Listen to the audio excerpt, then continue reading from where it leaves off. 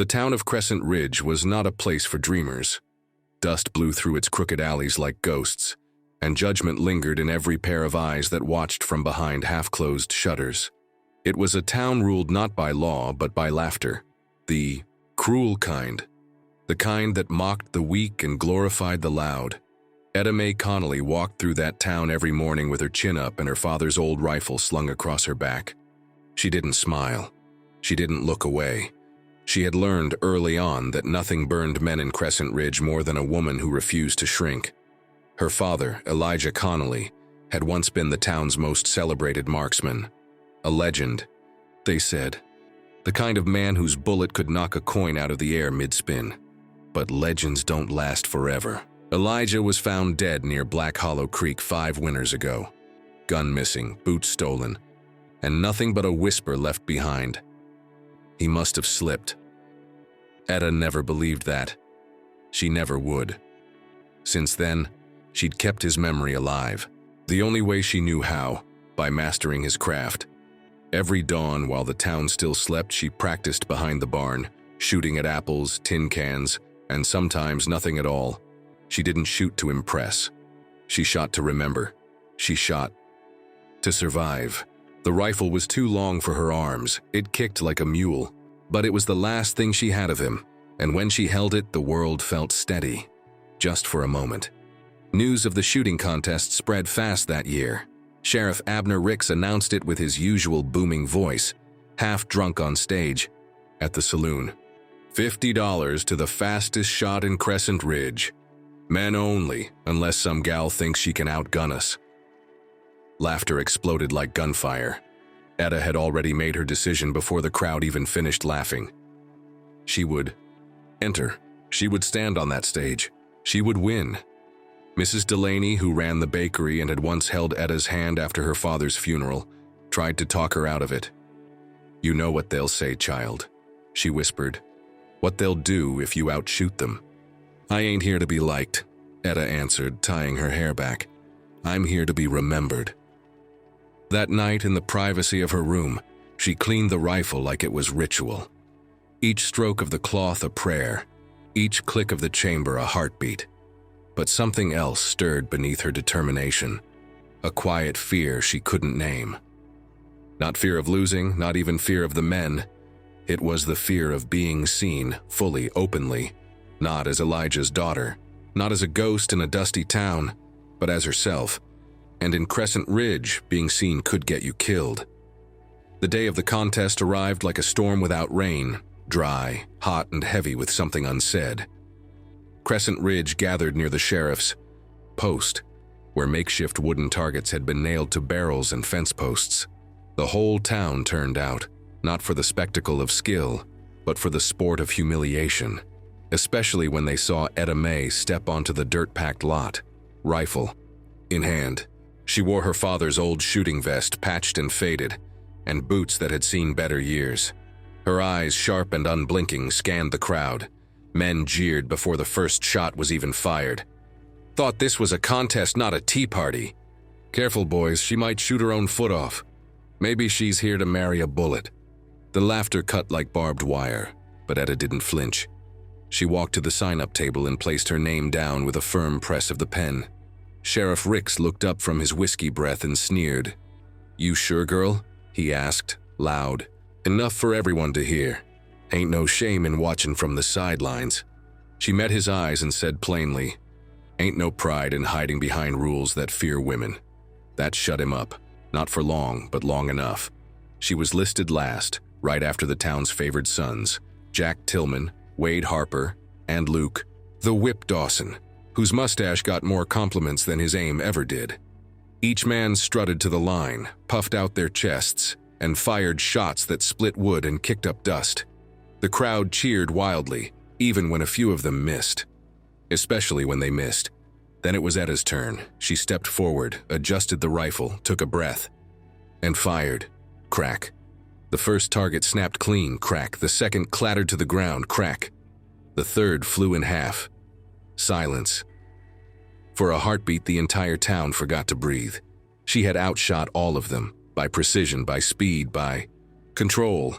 But silence in Crescent Ridge never meant approval. It meant something worse was coming. Wade Harper, red with embarrassment, stepped forward and accidentally kicked one of the spent barrels in her path. Etta stumbled, caught herself, and raised her rifle again, but the crowd had already started laughing. "She got lucky," someone shouted. "Ain't no woman that good unless the devil's in her bullets." Sheriff Ricks walked over with a smirk. "Rules say contestants. Gotta fire from the same stance. That stumble of yours makes your round invalid." His deputies nodded like trained dogs. "You're disqualified." Gasps. Then more laughter, but not everyone was laughing. At the edge of the crowd, leaning against a fence post like he'd been carved from it, stood a man in a dusty coat and dark hat. He didn't speak. He didn't smile. He simply watched. His eyes followed Etta as she lowered the rifle. Not in shame, not even in anger, just disbelief, the kind that hurt worse than pain. As she turned to leave, her shoulders tight and her step stiff, the man stepped forward, quietly, deliberately. He reached out, and without a word, he took her hand. The laughter still echoed in Etta Mae's ears, even as she turned to walk away, her fingers tightening around the wooden stock of the rifle. She felt it burn against her palm, not from heat but from the shame that clung to it like smoke. Her boots scuffed against the dry earth, and each step away from that contest felt heavier than the last. She didn't cry, not here, not in front of them, but her heart was thudding like a second shot she'd never fired. Then, from behind her, a hand. It came not like a storm, but like a shadow, silent, deliberate, and steady. She turned her head just enough to see him, the man in the long coat, the one who hadn't moved the entire contest, the one everyone avoided like a rumor too dark to name. His gloved hand reached for hers. She didn't understand what was happening, until his fingers touched her skin. Not forceful, not tentative, just certain. He didn't speak, not yet. But his eyes met hers with a calm that stilled the wind and silenced her racing thoughts. There was no pity in his look, no mockery, just a quiet kind of understanding that somehow cut deeper than all the words that had come before. The crowd fell quiet again, not from awe, but confusion. "Who is that?" someone whispered near the back. "Looks like trouble. Is that the one they say killed a marshal down near El Paso?" "Jonas Clay," Sheriff Ricks muttered, under his breath, watching the two figures like a wolf watches fire. "Been drifting through the edge of town these past weeks. Keeps to himself. Folks say he don't talk unless he's got a reason, and when he does, people tend to stop breathing." But Etta didn't care about the whispers or the eyes boring into her back, because the man beside her finally broke his silence. "You shoot better than any of them," he said, his voice low and gravel-worn, like it had passed through too many winters. "Don't let cowards rewrite your aim." She stared at him. Those were the first kind words she'd heard in months, maybe years. And they weren't said for show. They weren't loud or fancy. They were said only for her. And that mattered more than she could admit. She opened her mouth to reply, but no sound came. He was already turning, still holding her hand as if letting go was not yet an option. The crowd parted for them, not out of respect, but fear. Together they walked past the saloon, the general store, the broken church bell that hadn't rung since Etta's father was buried. They said nothing, but in that silence, something grew between them. A thread, a bond, a possibility. Jonas stopped beside the old mill where the wood was warped and the windows shattered, but the light hit just right. He let go of her hand gently, like he was releasing something fragile. "You didn't have to do that," she said finally, voice quiet. "They'll come after you now, too."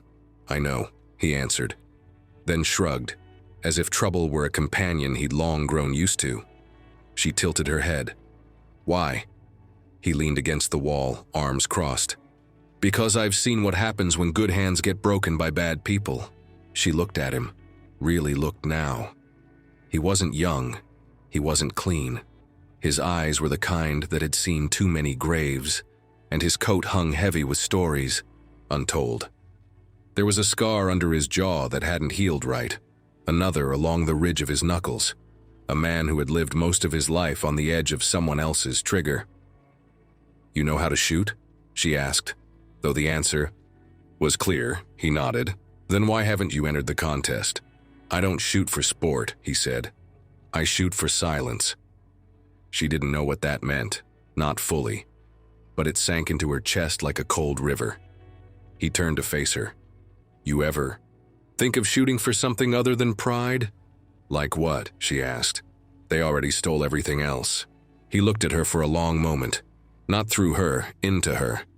"Then shoot for something they can't steal." She stepped back, unsure. "Like what?" "Your story," he said. "Shoot so they can't bury your name beside your father's." That hit harder than any insult ever could. She lowered her eyes, swallowed once. "I don't know you. You don't need to. But you helped me."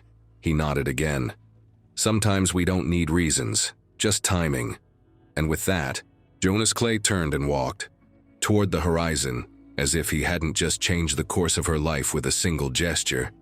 Etta stood there, rifle in hand, the noise of the contest far behind her, and for the first time in a long while, she felt something stir inside. Her chest, not vengeance, not even hope, purpose. The town of Crescent Ridge moved on, as towns like that always do. By the following morning, the shooting contest had become just another story. Half true, half invented. Some said Etta had cried. Others claimed she'd cursed the sheriff and stormed off. But no one could quite explain the man who had walked with her, the one with the silence like thunder and the stare that made grown men blink. No one saw Jonas Clay again for the next 2 days. Etta Mae spent those days pacing the edge of her farm, restless. The contest was behind her, but the heat of it still clung to her skin like smoke after a fire. She tried to return to her routines, feeding the hens, hauling water, polishing her father's old bullets, but none of it fit anymore. Something had shifted. She found herself replaying the feel of his hand, the way he looked at her, not like a curiosity, not like a threat, but like something that mattered. She didn't know if it was admiration or simply recognition, maybe both. On the third morning, just as the horizon broke into pale light, she heard the sound, a shot, then another, then silence. It was coming from the ridge behind the old granary. She slung her rifle over her shoulder and climbed the hill, boots slipping in the dry grass. The air smelled of cedar and spent gunpowder. As she crested the ridge, she saw him. Jonas Clay stood alone, shirt sleeves rolled up, revolver drawn. He was shooting at a stump no bigger than a tea saucer, and hitting it dead center, over and over again. His movements were slow, precise, not like a man practicing, like a man remembering. Etta didn't speak. She watched from behind a tree, her breath caught between questions. Finally, he lowered his arm, reloaded, and said without turning, "You gonna keep hiding back there?" She stepped out, cheeks red. "Didn't mean to sneak." "You didn't. I just always know when someone's watching." They stood, in silence for a long moment, the kind that stretches without tension. She nodded toward the stump. "You're good." He holstered the revolver. "Used to be better. How come you don't enter contests?" He glanced at her, then at the gun. "Because when I shoot, I remember every man I've ever hit, and not all of them deserved it." Etta swallowed hard. "Your name's Jonas, right?" she asked. He nodded. "Jonas Clay. That's what they call me.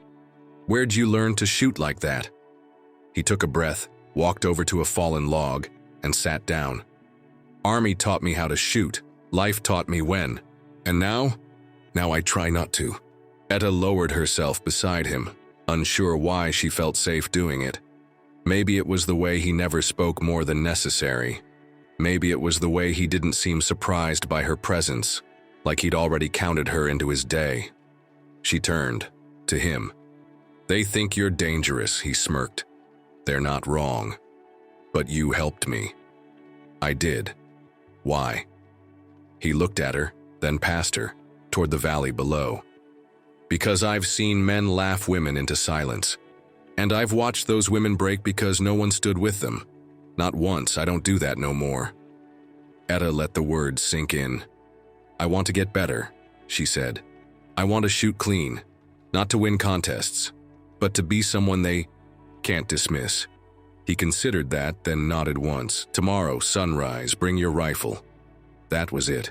No promises, no smiles, just an invitation. As she walked back down the hill, heart thudding with something close to gratitude, she realized this man didn't want to save her.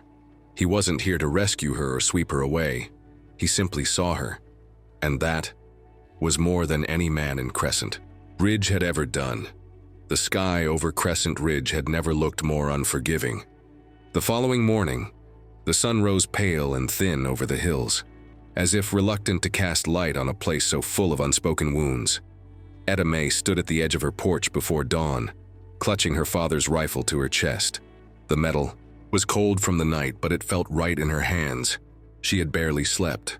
Her thoughts spun all night. Of Jonas Clay, of the contest, of the men who laughed and the silence that followed. She wasn't sure what Jonas was offering her. Training, maybe. A kind of mentorship. But it felt like more than that. It felt like someone had cracked open a door that had long been shut, and inside was something she hadn't dared believe in for years. Worth. When she reached the ridge, Jonas was already there. He sat on a rock with his revolver in one hand and a flask in the other, his coat folded neatly beside him. The fire hadn't been lit yet. He didn't offer a smile. He just nodded at her rifle. "Show me." She blinked. "Now?" He stood, motioned to the post they'd used as a makeshift target the day before. "Let's see what you can do without the noise of a crowd breathing down your neck." She took her stance, feet shoulder-width apart. The old rifle rested against her shoulder like a memory. She aimed at the rusted horseshoe nailed to the post and fired. The bullet nicked the edge, not dead center, but close. Again. She reloaded, adjusted her grip, and fired again. Closer. Again. They stayed like that for an hour. Etta fired. Jonas observed. No praise, no criticism. Only subtle nods or small corrections in posture. He moved like someone who didn't waste movement, and expected the same. Eventually, she lowered the rifle, sweat beading on her brow. "You're not much for compliments, are you?" Jonas wiped his brow with his sleeve. "Compliments fade, muscle memory doesn't." She smirked in spite of herself. "You talk like a man who's trained soldiers." "I have." "Which war?" He didn't answer right away. Then finally, "Not one the government declared." There was a weight in that response. Etta didn't press. Instead, she sat on the rock where he had been earlier, and glanced at the small fire he finally lit with a matchstick and flint. "Where'd you get all those scars?" He looked down at his forearms, bare now, the sleeves of his shirt rolled up past the elbow. They were a map of pain, burns, cuts, a deep gouge that looked like it hadn't healed properly. "Each one's mistake," he said flatly. "Someone else's? Some mine, some theirs, some I can't tell anymore." She traced the edge of her rifle with her thumb. "My father always said a clean shot comes from a clear mind." Jonas looked at her, expression unreadable. "Then your father must have never taken a life up close." She flinched, just a little. "He died near Black Hollow Creek. They said it was an accident. I don't believe them." Jonas was quiet for a long time. Then, "I remember hearing about that. You were around here then?" "No," he said. "But I've heard stories.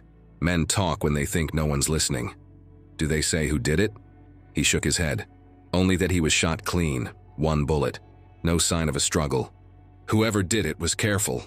She looked away, the ache in her chest blooming again. "He deserved better." Jonas nodded. "Most of the good ones do."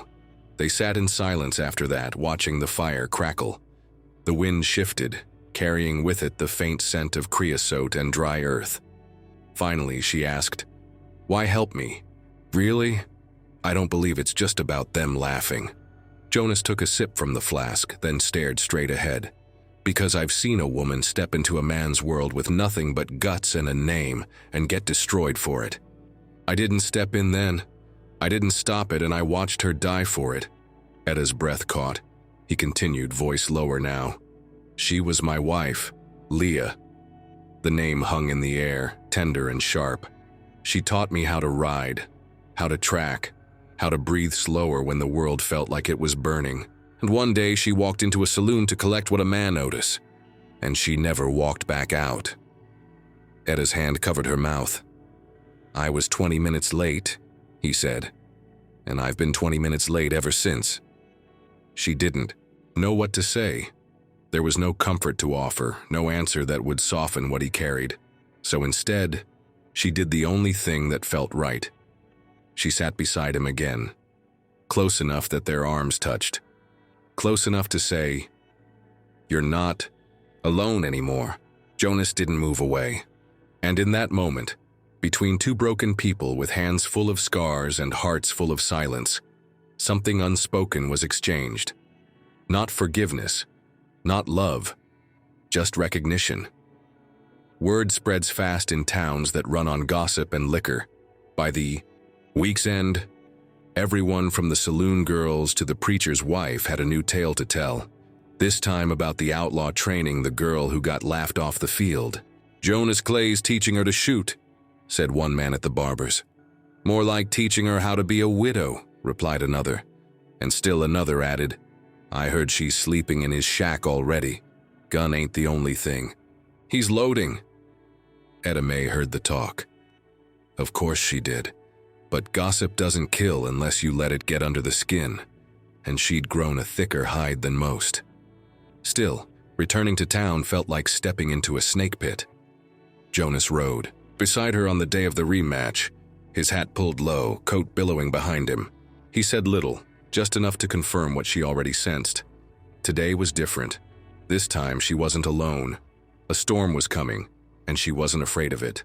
The sheriff had no choice but to announce the rematch. Too many had seen the sabotage the week before. Too many had complained. And though he was a proud man, Abner Ricks was also a man who cared about public image. So he called it a retrial, framed as a second-chance exhibition round. No prize, just pride. "Anyone who dares may fire," he declared, "and may the better hand speak for itself." When Etta stepped forward, the murmurs began again. But this time, they weren't all cruel. Some nodded, some even clapped. She saw Mrs. Delaney near the front, offering the smallest smile. A girl in a green bonnet clutched her mother's sleeve and whispered, "Is she gonna win, Mama?" Jonas stood near the edge of the crowd, leaning against the same fence post as before. His arms were crossed. His eyes never left her. Etta approached the line. Wade Harper, her old tormentor, was already waiting with his rifle, twirling it. Like a toy. He grinned when he saw her. "Didn't think you'd have the guts to show your face again," he said. She didn't answer. She just took her position. The targets were the same. Barrels with apples, tin cans, iron plates painted white. Wade went first. His shots were sharp, clean. A few cheers broke out, then it was her turn. She could feel her breath catching in her throat, her heart pounding in her ears. But then, her eyes found Jonas, still, silent, watching. And she remembered what he said. "Shoot so they can't bury your name beside your father's." She took aim. Crack. First apple, gone, crack. Tin can split in two, crack, iron plate, dead center. Each shot brought a gasp, then stunned silence. She reloaded with smooth hands, fired again, then again. Her rhythm was steady, almost musical. Not angry, not showy, just sure. When the last shot echoed across the square, there was no laughter, no jeering, only silence. The sheriff cleared his throat. "Well, seems the lady knows her way around a barrel after all." That's when Wade Harper stepped forward again. Sneering? "Sure, she can hit a few cans, but let's see how she does with a real moving target."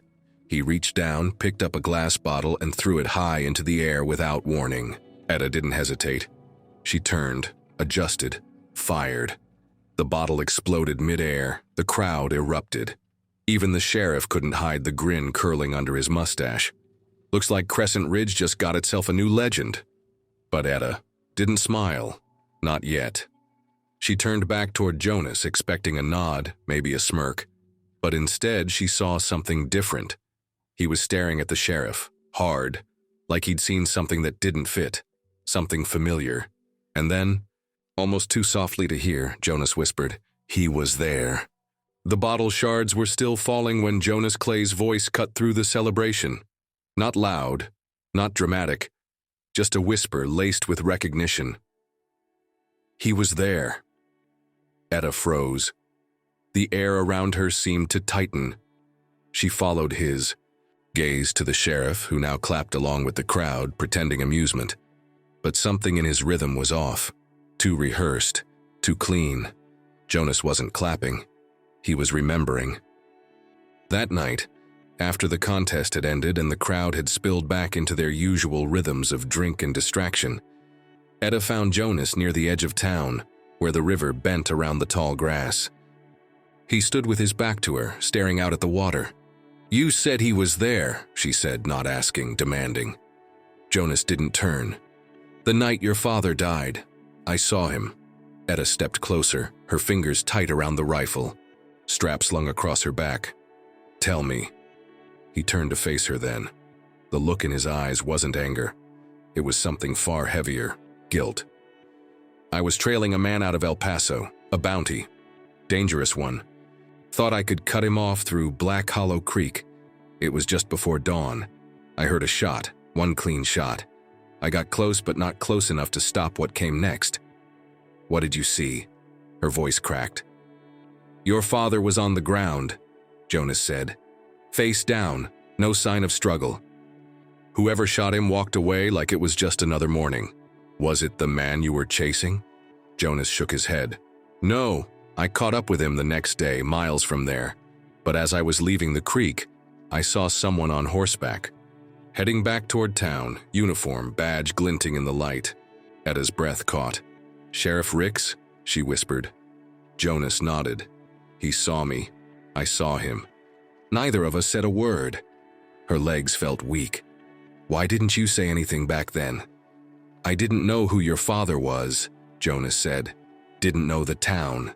Didn't know you. And by the time I returned to Crescent Ridge, weeks later, they'd already called it an accident. I figured there was no point stirring a pot that was already buried. But now I've seen you," he said simply, "and I can't let this lie stand." Etta sat down on a patch of dry grass. Her hands trembled, not from fear, but from the sudden clarity that everything she suspected was true. And worse. Her father hadn't just died, he had been silenced. Jonas knelt beside her. "You don't have to do anything, we can leave. We can ride out of here by morning. Start somewhere new." Etta looked at him, really looked. This man who had stood beside her when no one else dared. This man who had watched the world break and still stood tall. "No," she said, voice steadying. "I'm not leaving. Etta, I've lived in this man's shadow for too long. In my father's name, in this town's mockery, in every damn silence I've swallowed. I won that contest today. Not just to prove them wrong, but to prove me right. I deserve to stand here." Jonas watched her. A flicker of something like pride passed across his features. But behind it, there was something else. Worry. "If we go after the sheriff, it won't be clean," he said. "I'm not asking for clean." She stood and looked back toward the lights of Crescent Ridge, flickering in the distance like a lie that had lived too long. "I'm asking for truth." That night, under a sky too dark for stars, Etta cleaned her father's rifle one last time, but this time not for sport. This time it was for justice. And Jonas, he sharpened the blade hidden in his boot and strapped on his revolver, wordless as ever, but ready. Because when the time came to face the man who took everything from her, Etta wouldn't stand alone. By morning, the town of Crescent Ridge had returned to its quiet lies. The wooden storefronts looked the same, the horses drank from the same troughs, and the people walked with the same judgment in their eyes. But something had shifted beneath it all, like the first groan of wood before a structure falls. Jonas could feel it. So could Etta. They didn't speak much that morning, they didn't need to. The truth hung between them like a loaded weapon. Sheriff Ricks had murdered Elijah Connelly. The only question now was why and how to bring it into the open. "We need proof," Etta said as she packed her rifle. "They won't believe it just because you say so." "They don't need to believe me," Jonas replied. "They just need to hear him admit it. How do we get a man like him to confess to something like that?" Jonas looked toward the sheriff's office, where Rick stood on the porch, with a toothpick between his teeth, tipping his hat to a passing widow. "The same way you win any duel," he said. "Pressure, distance, and a clean shot." Later that day, they rode to the southern edge of town, toward an abandoned homestead that once belonged to an old trapper named Millen, long dead and forgotten. Jonas had heard whispers in the saloon, something about papers left behind, logs, names, things no one wanted found. The place was caved in and buried beneath dust and ivy, but they found the trapdoor under the stove. The cellar below was dry and full of mice, but in the corner, beneath a tin box sealed with rust, they found it. A page, yellowed, torn, a list of names, payments. Deputy A. Ricks, March 5th, $20, deal kept, asset removed. Etta stared at the note like it was a piece of her father's ghost. "They paid him to kill my father," she whispered, "because he refused to sell the land. He wanted to build a school for colored children there. He told me that before he died." Jonas didn't speak, but something in his jaw shifted. Anger or sorrow, maybe both. "Who paid him?" she asked. Jonas ran his thumb over the smudged ink. "Can't tell from this, but it's enough to make the town start asking questions." That night, they didn't return to town. They camped beneath the trees near the old railroad bridge. The fire between them was small, but the silence was heavy. Etta held the paper in her hands, staring at the handwriting like it might suddenly rewrite itself. "He was a good man," she said finally. "I know," Jonas replied. "He believed in things nobody else here cared about. Dignity, books, giving girls a reason to aim higher than marriage." Jonas tossed a small branch into the fire. Sparks flew. "I remember a man like that," he said. "My father. You never told me about him." Jonas smiled, thin and tired. "Not much to tell. He died before I was old enough to understand what he stood for. But my mother used to say he was the kind of man who could plant a seed in dry earth and make it bloom just by standing near it." Etta looked over. "That's how people talked about my father. Then maybe men like that have a way of finding each other, even in death." A long pause. Then Etta leaned closer to the fire. Her voice was different now, low, resolved. "I don't want revenge," she said. "I want them to see. I want them to hear him say it. I want them to feel the weight of what they let happen. I want them to know I didn't forget." Jonas nodded slowly. "Then we'll make him talk." "How?" He looked at her, not with pity, but with belief. "We do what men like him fear most." "What's that?" "We put a woman in front of a crowd and let her speak." The next day, they returned to Crescent Ridge with the paper hidden in Etta's coat. Jonas walked into the saloon and whispered in the ear of a man known for spreading stories faster than wind through wheat. By sundown, the whole town had heard the rumor. Etta Mae Connelly had found proof her father had been murdered, and that the murderer was still in town. By dusk, the town square filled with faces. Most came for the scandal. Some came for blood, but a few, just a few, came because they remembered Elijah Connelly and the light he tried to bring to a dark place. Sheriff Rick stood on the steps of the church, arms crossed, eyes narrow. "What the hell is this circus?" he barked. Etta stepped forward, her coat open, the paper raised. "This is your reckoning," she said.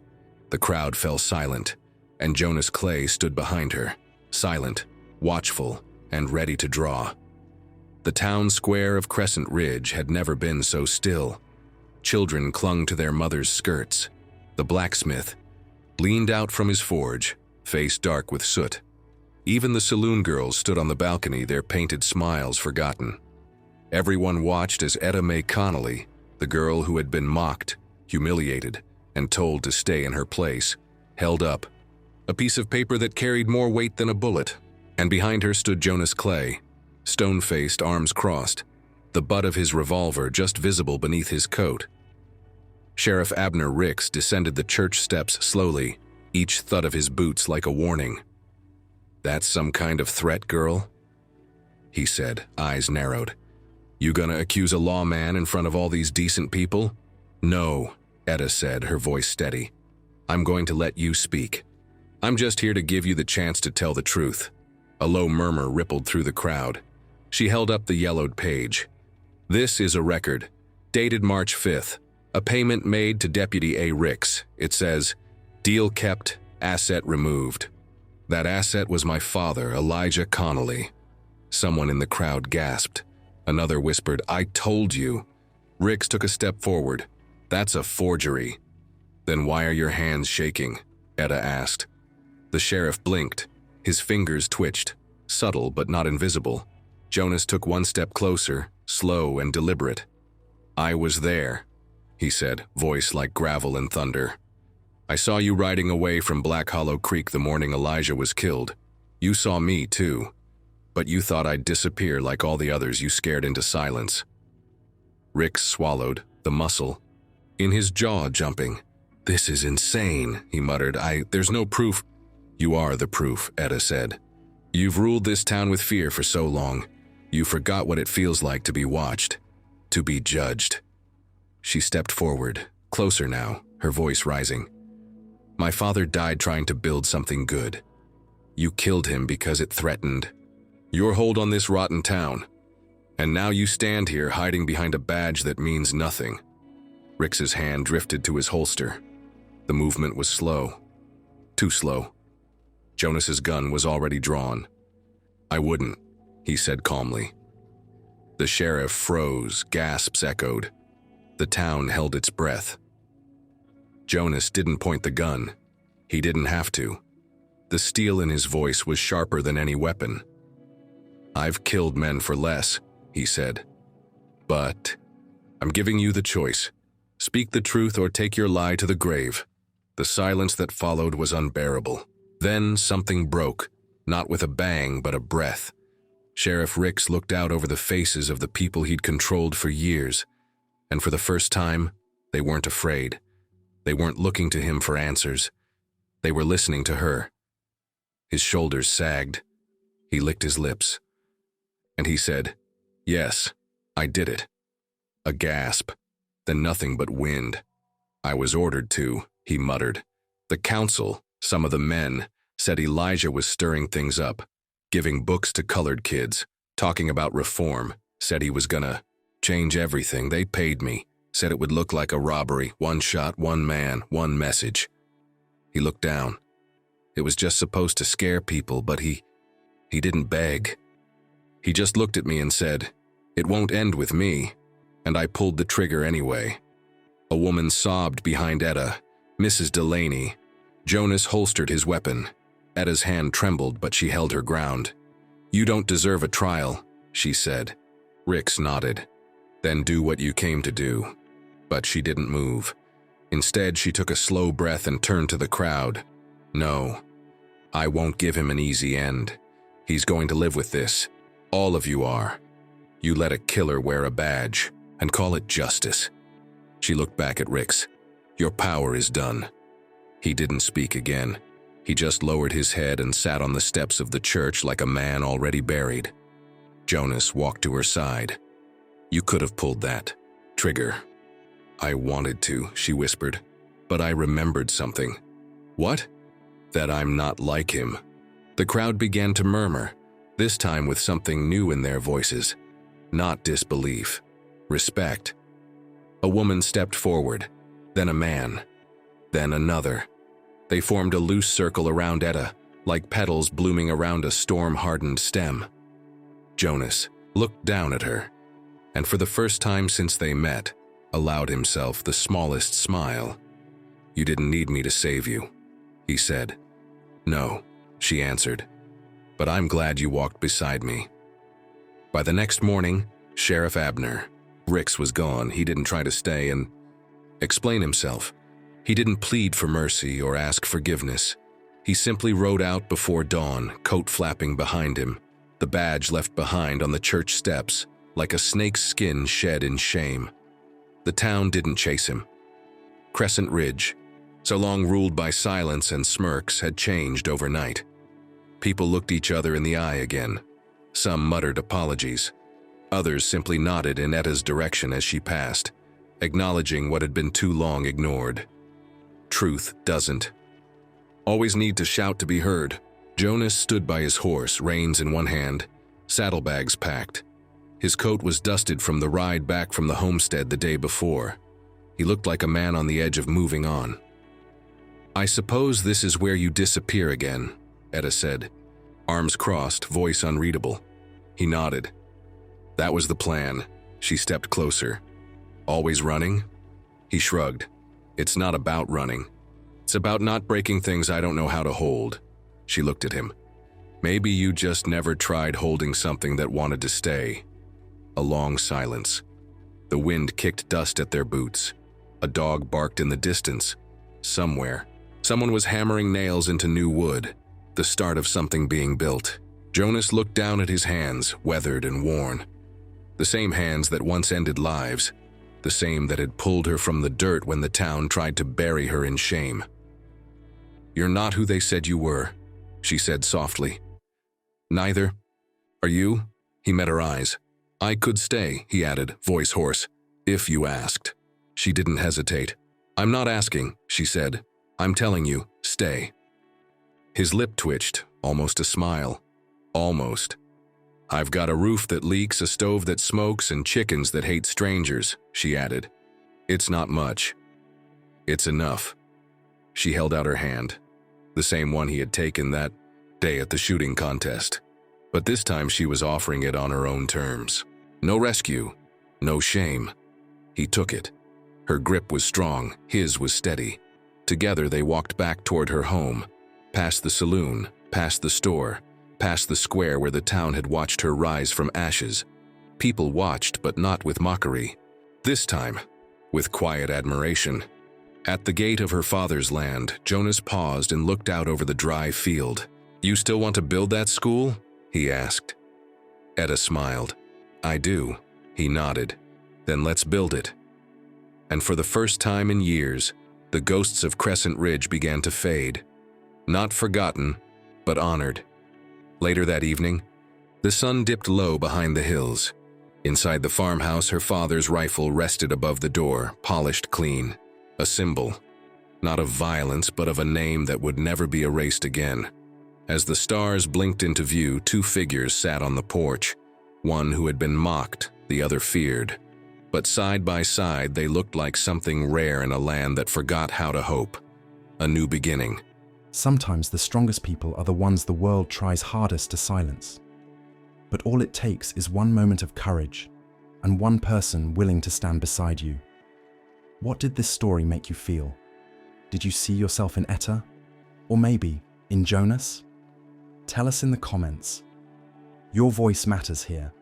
And if stories like this speak to your heart, subscribe to the channel and join our growing family of people who still believe in justice, kindness, and second chances. Your next favorite story might be the very next one we tell.